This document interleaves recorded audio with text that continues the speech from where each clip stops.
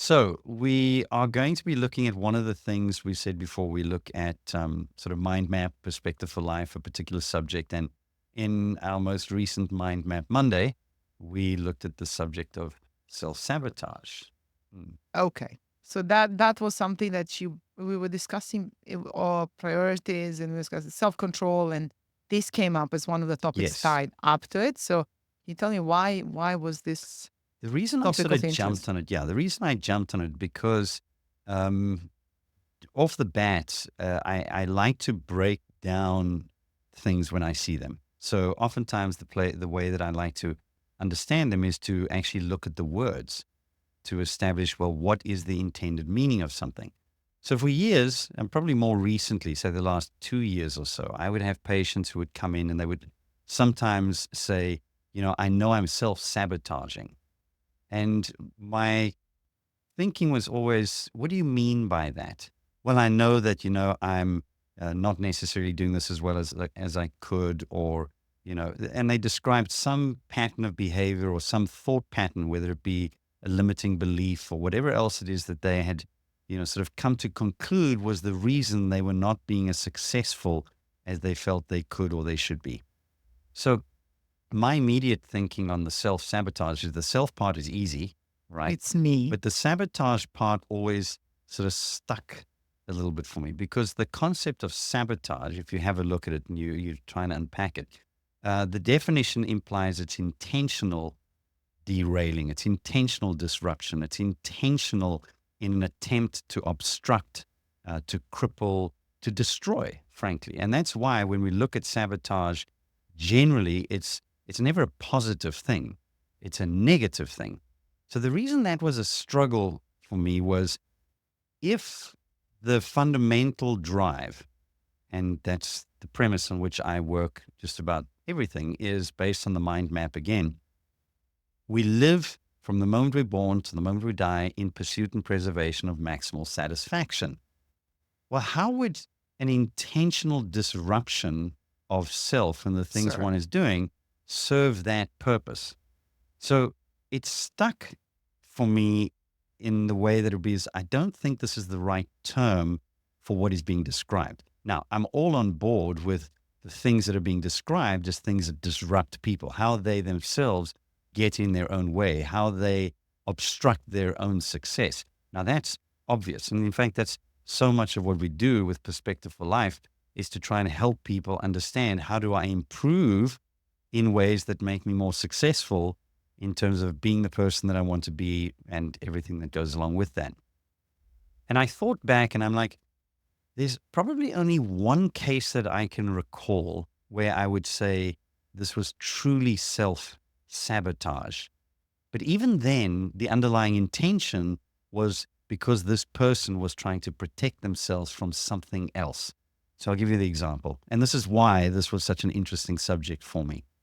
So I had a guy who was significantly overweight. He was 165 kilograms. He showed me pictures of himself as a young footballer at 85 kilograms, and he was committed to wanting to lose the weight. And we worked really hard, and he was super committed, and he was doing very, very well. I think we got to 119, Wow. and he was doing he's super committed.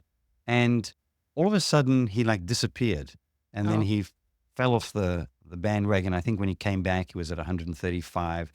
And I was trying to unpack with him what was going on. And what became apparent to me was he was so afraid of failing to achieve his ultimate goal that the moment he started getting closer to it, okay. he started engaging in the kinds of behavior that prevented him from finding out, well, he could actually not succeed. So he would get close, but not so close as to truly fail. He bailed out beforehand.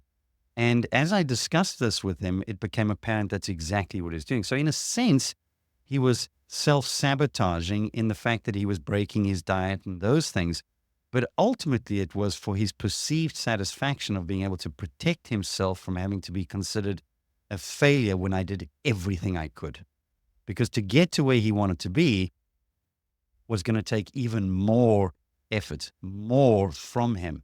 And if he failed giving everything he had, well, his conclusion was, in essence, I'm not good enough, or I wasn't able to achieve, I'm a failure.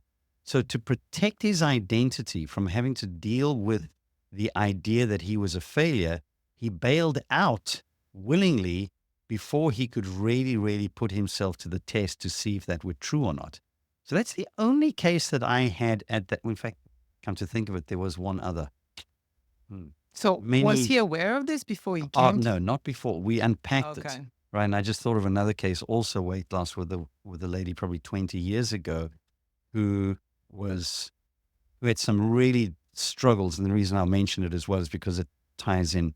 She had some real struggles with, sort of abuse, sexual abuse when she was young. Ah, okay. And she had gained all of this weight, which she said it was means of protection. And she was married to a really wonderful, good looking guy. And I remember meeting them for the first time. And he was so supportive. Their son was there, and she started losing weight.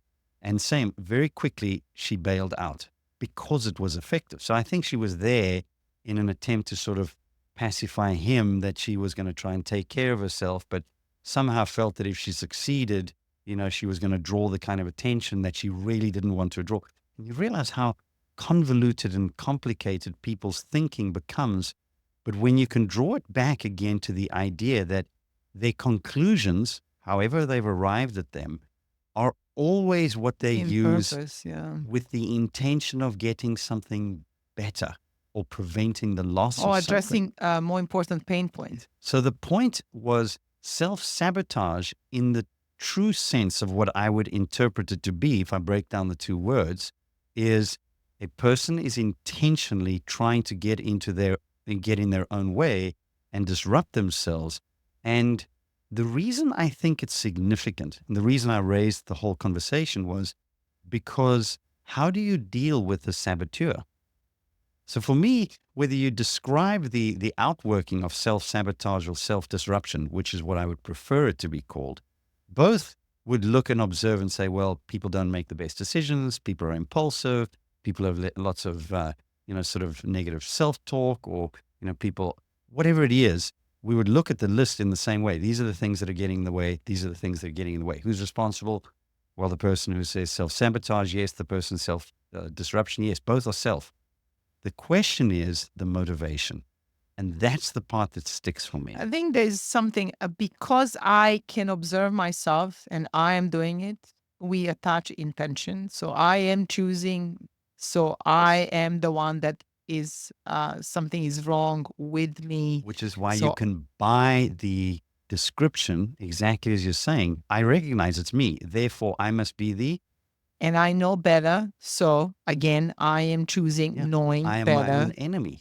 So then that's how we start thinking, something is wrong. There's a character flaw, and we moralize. And I think that concept itself, and you said self-sabotage, quite quickly moralizes the person and then vilifies themselves. And I think that Exactly. is, and we said why there's a problem, because this does not allow that deeper that your behavior serves the purpose. And the moment you label this in such a two-dimensional way, it reduces the curiosity to find what is truly going on, which you Yes. just said you took time to unpack. Yes. He was protective, but protective for what? Unhelpfully so. Exactly. So it Yes. served the purpose ultimately that you just can't read. You need to decipher, because it could be a heritage of some coping skills from the previous or whatever. But it takes time. For some things are obvious, some things are just poor habits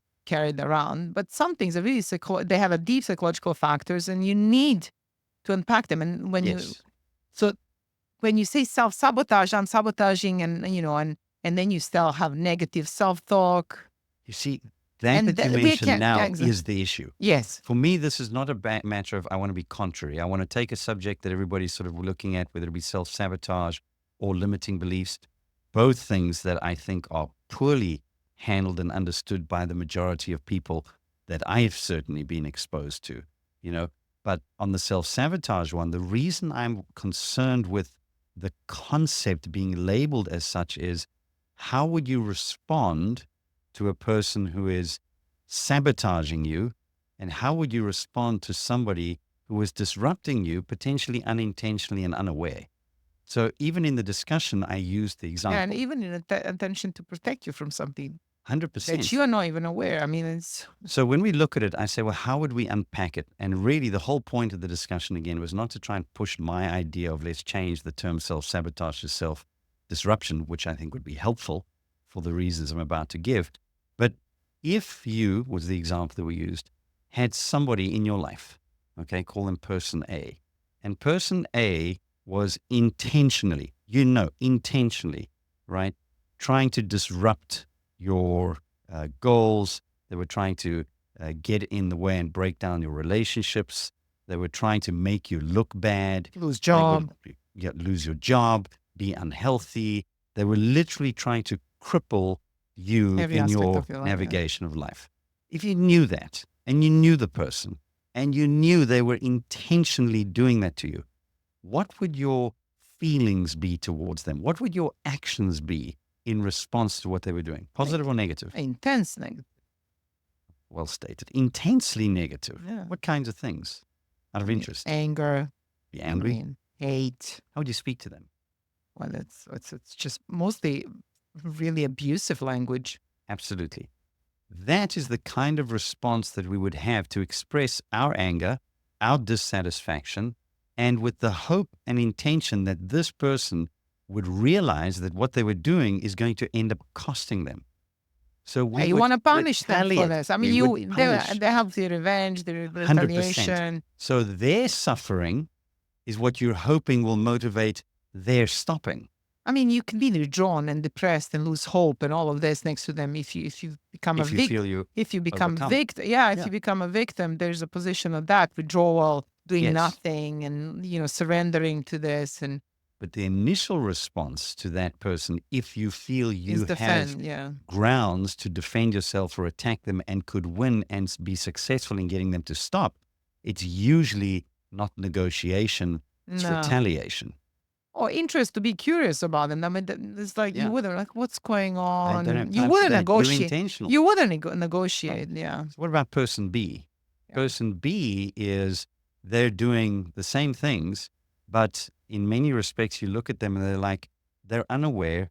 Their intention is they would actually want to help. And sometimes in their attempt to help, they're actually tripping you up, Yeah. right? So their intentions are actually good. They want you to be happy.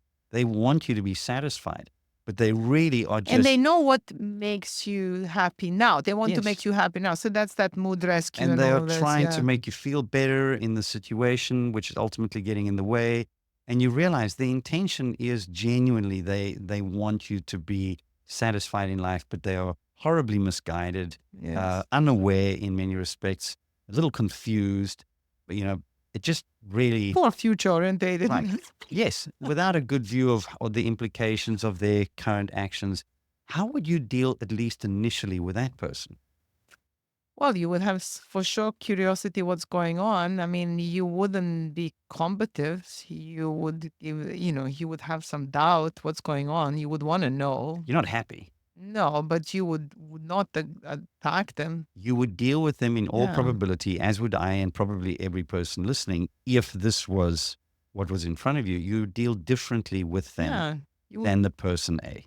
And I think that is why this particular subject for me is one that I think needs to be better understood or better described, not necessarily defined. The definition, as we said, of sabotage is intentional disruption. But even if we unpack what that looks like, I think the observations that many people have under the umbrella of self-sabotage, the observations are good. They can pinpoint a lot of the typical behaviors that get in the way. And they can even pinpoint some of the kinds of things that need to be done to ensure that these things happen less or that there's improvement. The problem that happens is the attitude towards self in the process. So the reason, again, I don't like the concept or the descriptive term used for the concept of getting in your own way as being self-sabotage is because the natural tendency, and this is what I've seen in practice, is that people deal with themselves with self-harm, Content. very aggressive in how they speak to themselves, belittling themselves, all the kinds of things that they would typically want to do to somebody who was their enemy or somebody who they were blaming for their lack of success or their dissatisfaction. And I see this a lot. And that, unfortunately, creates a state of mind that does not lend itself to genuine, long lasting change. They might, with the drill sergeant approach, go ahead and get somebody to, get themselves, forcefully and tell yourself how bad you are and, all of these things, get themselves to do something that makes them a little more successful in time.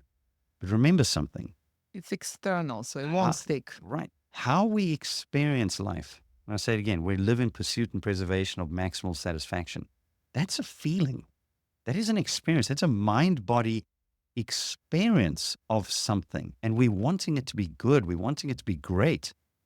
When we recognize that our feelings, our experiences come from what's real and also what's imagined, the moment we start thinking about ourselves in those kinds of aggressive negatives, it elicits a very negative emotional state. And in that emotional state, guess what still underlies the fundamental drive? The pursuit of maximal satisfaction, which means now I have to rescue myself from myself. And how am I going to do that? By doing the things that I'm considering to be my self-sabotage, which means So you're further self-sabotaging. absolutely Yeah, because of a poor understanding. Now, again, not everybody grasps the concept of sabotage as being intentional. But the point is, I've yet to really see somebody who calls themselves a self-saboteur, somebody who speaks with themselves in a way that says, I recognize I've got a problem in that area. And that doesn't mean I'm soft on myself. And it doesn't mean I'm justifying my behavior. I'm recognizing that that is unhelpful. And I'm recognizing that I don't really have anybody to blame, but I have to point the finger first to myself. But this is an area that I can actually work on. And by being committed to saying, I have hope that I can be better, I'm basically producing a positive state of mind that allows me the sense of I can actually go ahead and successfully better myself to the point where I am less obstructive to myself. Well, isn't that the whole point of growth and development? I think so. well, you have to really see that the only person that will help you to change is yourself. I mean, it's interesting how you have to put you have to have self-compassion toward yourself to be, because that's the only friend that will be in this battle. I mean, there's no way to, actually, I'm trying to capture that better because we discussed this. The catch 22 is that the moment you start putting yourself down, you actually are losing the one that you need Yeah. to actually win the battle with self. So you Brilliantly also stated. lose the curiosity to understand what So was well the said. purpose of the behavior that from the outside looks like it's disruptive, but it serves the purpose. And I need to know, especially there's a pattern. Obviously, most people will come back with, there is a pattern. This is why I'm moralizing myself. And that's why I keep calling self-sabotage, because it's a pattern. It's ongoing. One day delaying something is not, you have to have some kind of continuous Yeah. pattern where you keep not reaching something that you keep claiming that you want. And you recognize you are in essence the reason. And you know what should be done, Yes. but you're not translating that into action. Yes. Something else keeps happening. Yes. And so the question is why? And that why is what you need to keep really digging. And Yes. again, we forget that I mean, we, as from the moment we were born, we are in an environment surrounded by other people. And then we forget that we go through a very long stage of vulnerable mind, very impressionable mind. We are surrounded by giants pretty much. I mean, adults, we trust them. They expose us to a lot of things before we are able to even understand the world. And all of these things influence how we form, how we think. And we carry emotions from the day one. And we want the same thing. So if we're exposed to really negative, intense, early on, there's certain things we will kind of start for the sake of survival and Yes. protection and maximum satisfaction for a child could be just feeling safe, feeling loved, Absolutely. being close. So I think we forget that a lot of these underlying currents that really we carry through life, have initial roots quite early on. And this is why people say, I do these things, I don't know why, Yes. but I am the one doing it, so I must be something wrong. But that, and this is where the part we say, if you keep continuing with the negative talk, you will never be in a state of mind to explore. First of all, you'll be unhappy most of the Yeah. time, which is defeating the purpose and the And reaching pursuit out to mood rescue again. and all of those things. So when we look at these things again, one thing that I really, really don't want to miscommunicate when I discuss and differentiate here, I'm not talking about you need to love yourself more. You need to be more, soft on yourself. And I'm not talking about that. If you want to achieve something, there are requirements Yeah, you that need to put in reality the work. imposes. That's how it is.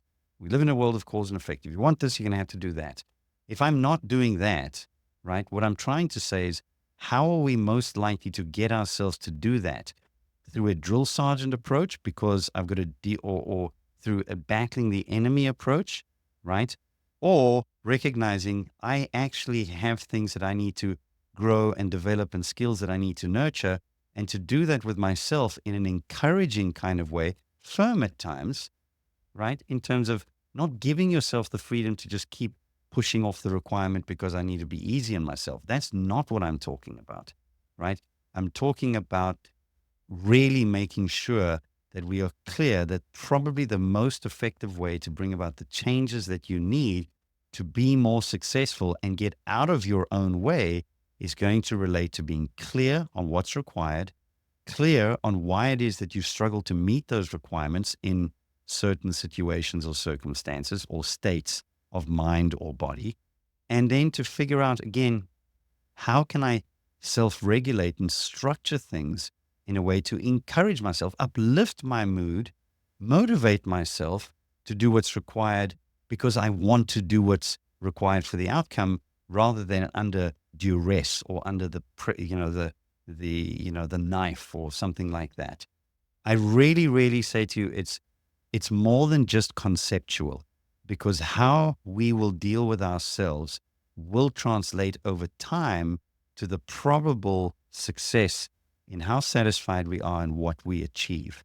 And that's why I think, again, I'm really fine with standing on the position saying, I like to clarify that for people, because the consequences, even if they are not even aware of what's happening, are significant. The benefits are significant. Now, I have no doubt there'll be people who disagree, right? And that's fine. My intention again with this is to say, I think you're much more likely to be successful recognizing that you trip yourself up and self-disrupt, and there are things that you can encourage and work on to improve your situation, than you trip yourself up because you sabotage.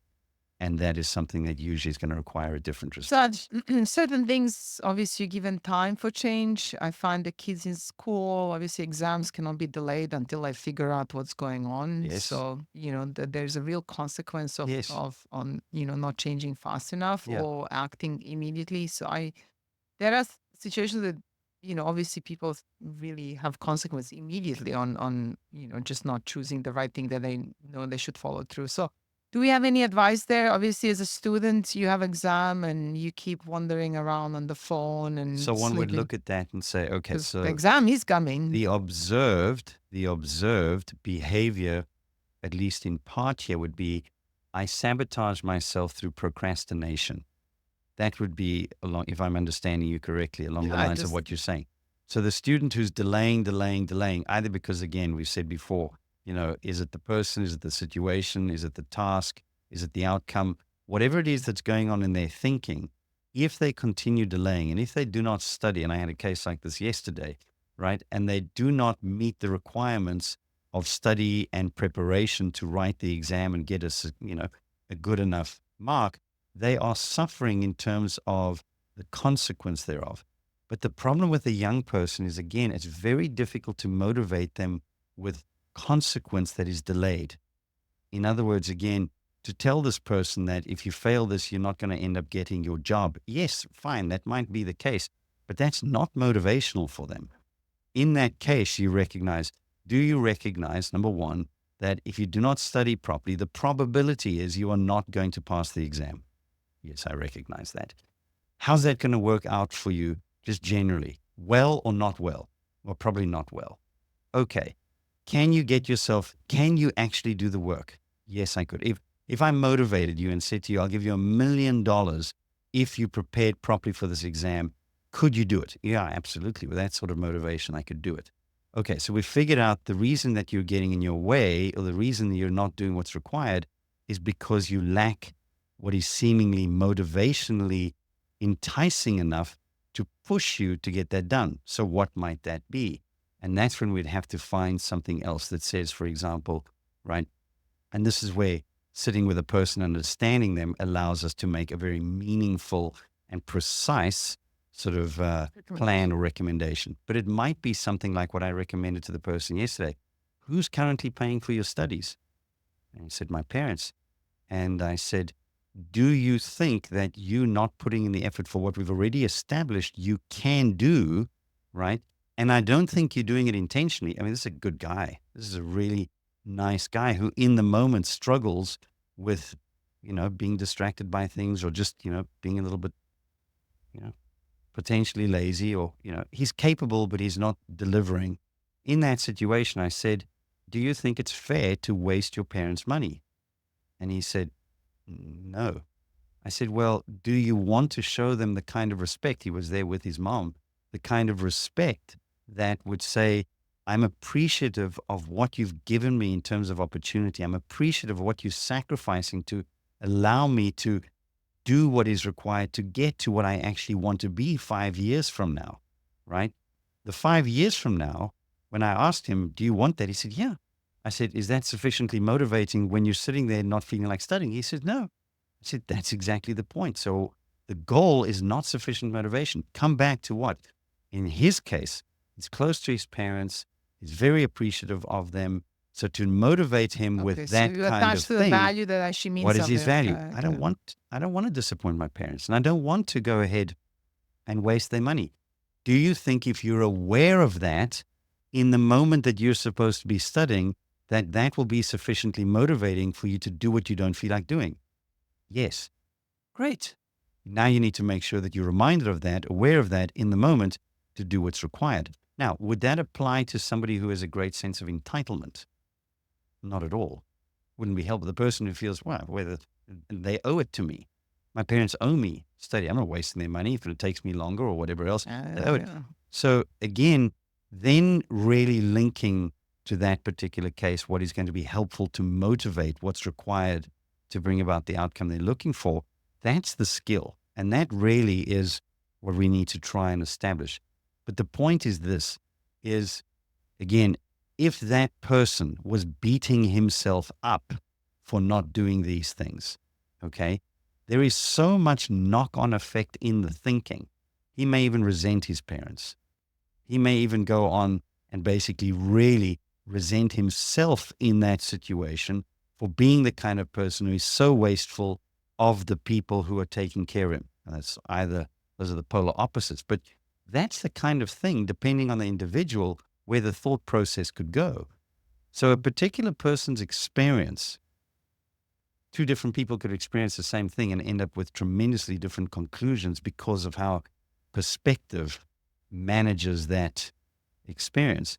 The point is this, again, the person who recognizes that they can help themselves rather than believe that they are simply hurting themselves is a person who is much more likely to have the motivation, the state of mind to do what's required to succeed. So that's a long way, I know, of trying to unpack why this is actually, as I said, an issue that I think needs to be addressed more carefully, more precisely, in order to bring about what the people who are dealing with self-sabotage or self-disruption are aiming for. We're aiming to help people do things better. That's the goal. There are good ways to do that, and there are less good ways to do that. I think by labeling things self-sabotage, we're actually ironically disrupting how effectively we can deal with the people who are struggling with those Oh, you're things. not recruiting Yeah, you're the not best helping part of yourself. yourself. Yeah. So I think it's counterproductive. It's a long way of saying I think we can do better at times with definitions. Okay, should we end on that? If you feel we've said enough, Not really. I mean, self sabotage is quite a wide, and I know that people can go and ask us, how can I help how can I re-engineer environment to work for me, right? I Because like that. there is a way. And I'll come back to the studying, and I read the really good advice. So you look at what you do. So I kind of go and Can munch I and just crunch pause and on 1 second? So I've discussed what can happen internally. right, Now you're adding the beautiful part of which can allow me to set brilliant. to bring the better part of Great. So myself. you're So bringing easier. that. So, but we'll come back on something else that I think was for me very important to address with, um, because coming back from, yes, it is your responsibility, but it's not all your fault. I mean, I really have to distinguish this. There are certain things, as I said, that develop over time. They serve the purpose. You keep carrying them, and then you lose that consciousness of them, and then they have this habitual kind of spamming over time, We don't and need to moralize those things. exactly, they serve the purpose, and they keep having that purpose. You just never really had that fully understanding of self. But going back to advice for kids or anyone who is studying for that matter, once upon a time, we're all going to library, right? Mm. I mean, it was amazing. And someone suggested this, like, you don't have time for this big, dwelling and, exam is coming. And, yes, you're working on yourself, and bravo to you for doing that, but that takes time. So start with this. And I was amazed how quickly you can do the trick, actually. Go to the library. There's nothing else to do, really. Really design. You have to remove the phone. There's nothing else to do but be surrounded by the books. Or, the problem is the laptop. I mean, this is all laptop. So now you have to really switch off everything, kind of put all the apps that guard you from cruising around. But let's say you go to library and you study, and you don't put any kind of goal. You're just there. That's it. And every day you show up at the library. You just keep practicing being in that environment. And you eventually will study more than you would be at home. At home, probably wouldn't do as much. So he says, hey, you made more progress, which gives you a little bit more sense of agency and control, because now you're giving you some success, Mm. more than what you experienced, which usually builds itself up. So success, so I can, oh, it's possible, this is working. It's building hope. Plus, it is you doing it.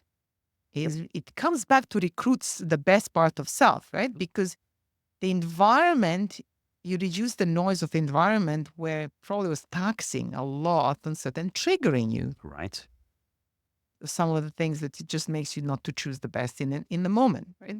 So I think also quieting down the environment that create the trigger, that kind of fires the triggers in you, and then that it takes time to understand, to be honest. It takes time to unpack and then work on them, all this. But in the meantime, you have to have some success. And I think what is very important is offering feeling better as quick as possible, really rejuvenate as quick as that self and self sense of self, and offering kind of success that you can work with and take from there. And I think you said kind of anchor something. Yeah. You have to anchor something. And I think it's amazing. You can find an environment, and where can I go and kind of have less opportunity to do what I usually do, right? I mean, and funny, my daughter was spectacular. It's quite quickly she realized when she has projects she really hates, she goes to coffee shop. I told her, why are you going to a coffee shop? Because I'm far from the fridge. Hidden. I'm far from the TV, and I generally have sense of time. Mm. And have great. I can't sit there s- scrolling on my like Instagram. It just Like that. makes no sense. Yeah. She said I have more anchors of time and space, and I don't know. So she said it just gives me more cues what to It's do. great self Now, she awareness. tried it. And so she told me, I'm not great there, but I'm better there. So I told her, well, it's fantastic. Uh, And then eventually she kind of managed to do the project quite well by going to coffee shop. And she said, well, this works. So she started going to different places. So her uni doesn't have a library. She went to her friend's library, mm. where she doesn't know anyone. So she can't talk to Even anyone. better. She can't talk to anyone. And also, she's a bit shy. Yeah. So now she's really onto it. And I thought this is I love amazing. it. So clearly she's helping herself with what she really struggles at home, much more. So she removed herself from the environment where things are quite easier to go off the task, because she wants to do it. What she's understands, there is a deadline. That deadline you can't move. So It's harder. So there are It's the certain. reality. So I think playing with environment to kind of bring the parts that no matter at which level you can prop them up as much as you can to regulate, and that is something we can also over time, and you can change the perspective. And we quite often discuss this. I laugh with her. It's like, how can we turn this around? And because she goes like, that they don't understand this. I said, so how is this helping you? Like, how is this going to change? No. So how is this helping you? Okay. What else can we do about it? So you have to do it, right? Yes. Okay. So let's remove the part about them. That's not going to go away. And the task won't go away. So can we talk about the task? And she goes, okay, fine. Let's talk about the task. So what about, and you can see how after you start reframing and reframing, you start saving a lot of energy combating, why am I doing this? Who is this for? Right. And you're saving all that energy for the task itself, regardless of not liking it. The reframing that you're describing now importantly needs to be understood as you're reframing to align more closely with the reality. You're Yes. not reframing to give yourself a sense of something that is false but nice. No, There's a distinction. you have to carry, right? So that exactly. So that stays there, even if they are the way they are. That you describe, You they see stay it like as it that. is. That remove. You can't have control. Nothing to do about it. Moving on. See it And as it is and you deal task. with it as Can it you is. can you remove this from? No. Okay. Next. Let's not Brilliant. talk about these things. That's You're wasting acceptable. your energy. You're That's wasting. acceptable. You're ventilating. That's great. Yes. Let's talk about the task, because that's where you're gonna feel good about yourself. Doing it is where you're gonna. Stalling it is gonna create panic Yeah. and all this. So, Yeah. but it's very important. I think you and I discussed this. Having support and reaching out to support. That's again environment. Yeah. So important. If you have it, it's so important to use it. Exactly. Not everybody has it. No, and so knowing what's the right support really is so who is gonna bring that part of you that will Yeah. sustain the effort. Yeah. And even reaching out to coaches. I mean, look, how many people come to you and just say, "Help me move. I'm stuck. Help Yeah. me move. Help Stuck me is such a big understand." issue. Yes. And the problem, again, if we would wrap it up along these lines, is people who feel stuck, who feel they are self-sabotaging, are people who inevitably stay stuck because they might make a little bit of progress, but the moment they fail, they beat up on themselves again, and they get stuck in that loop, which again is the very kind of thing that I'm trying to help avoid by saying, let me have a right understanding of what's actually going on here. I love what you described. Again, if you piece together what you just presented, the self-regulatory component, and you piece together that internal understanding and the self-control component, and you piece those two together, that is the most effective way of getting the most out of and from yourself. Now, you just need to make sure it's well directed. Yes. It's well directed. Yeah. Well directed is important. So, okay, well, I hope that, thanks for that, because again, it helps me also just run through those concepts again. An important one, I think, and hopefully comes across why I think it's worth making the distinction, because I think it's more helpful to see it for what it is rather than how it's being presented or described, even though that's with good intention.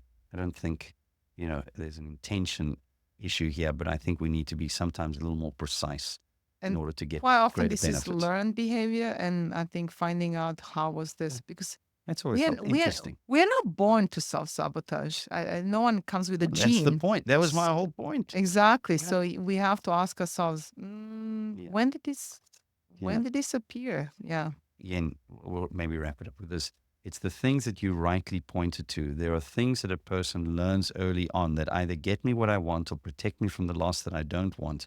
And oftentimes, as we establish those things as children in children's context, when we rely on those things and they don't grow and mature and develop correctly as we grow and mature, we're left dealing with situations oftentimes very childishly. And that is tremendously unhelpful. So again, what is helpful in a particular time period might become obstructive in another. The point is that is still not intentionally disruptive. No, So exactly. let's leave it at that. Let's leave it at that. Thank you.